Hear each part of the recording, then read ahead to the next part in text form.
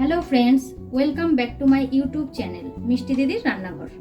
আজ আমি একটা নতুন রেসিপি নিয়ে এসেছি, ধনেপাতার চাটনি। সেটা আমি তোমাদের সাথে শেয়ার করতে চলেছি। চলো দেখাই কিভাবে করি। রেসিপিটা করতে আমাদের প্রথমে লাগবে বেশ কিছুটা ধনেপাতা, রসুন, কাঁচা লঙ্কা, পাতিলেবু আর চালমগজ আর কাজু বাটা।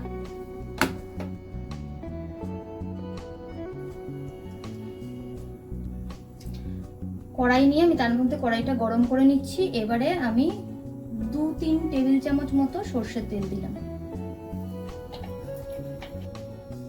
তেলটা গরম হয়ে গেছে। আমি এই কটা রসুন নিয়েছি, নিয়ে আমি হালকা করে রসুনগুলো প্রথমে ভেজে নেব। রসুনটা আমার হালকা করে ভাজা হয়ে গেছে, আমি এবার এটাকে তুলে নেব।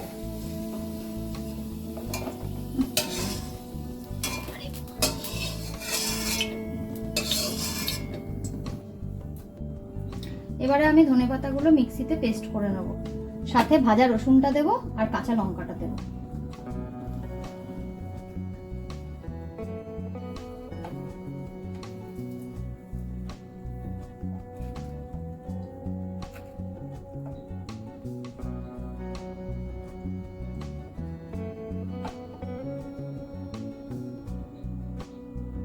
আমি পরিমাণ মতো লঙ্কা দিলাম।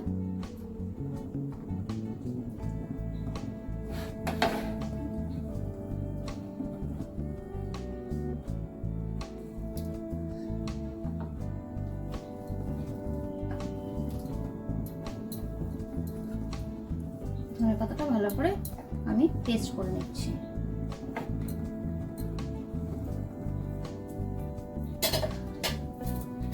আমার ধনেপাতাটা পেস্ট করা হয়ে গেছে। আমি এবার রসুন যে তেলটায় ভেজেছিলাম সেই তেলের মধ্যে ধনেপাতা দিয়ে যে বাটাটা সেটা দিয়ে দিলাম।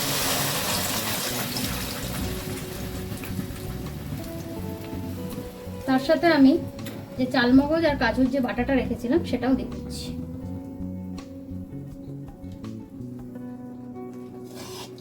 ধনেপাতাটা আমি এইভাবে কড়াইয়ে একটু নাড়িয়ে নিলাম। এরপরে আমি এর মধ্যে দেব পরিমাণ মতো নুন,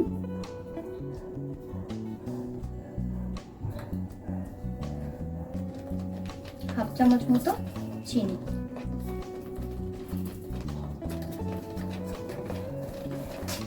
এবার আমি এটাকে ভালো করে কড়াইয়ে একটু জল দিয়ে নেবো, যাতে জলটা শুকিয়ে যায়।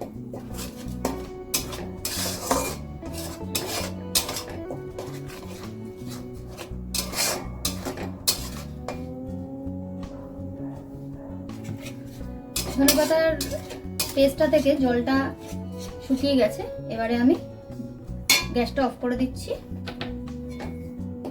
আমি এবার ধনেপাতাটা একটা বাটির মধ্যে তুলে নিলাম। ধনেপাতার চাটনিটা আমাদের রেডি। এবারে এটা যখন ঠান্ডা হয়ে যাবে, আমি একখানা লেবুর রস নিয়েছি, নিয়ে আমি এর মধ্যে ভালো করে মিশিয়ে নেব।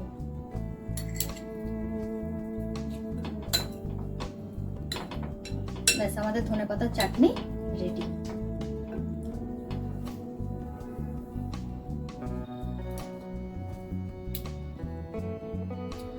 ধনেপাতার চাটনি আমার রেডি। Thanks for watching. ভালো লাগলে লাইক, কমেন্ট, শেয়ার আর সাবস্ক্রাইব করে দেবেন। দেখা হচ্ছে আরো একটা রেসিপি নিয়ে নতুন এক ভিডিওতে। ততক্ষণের জন্য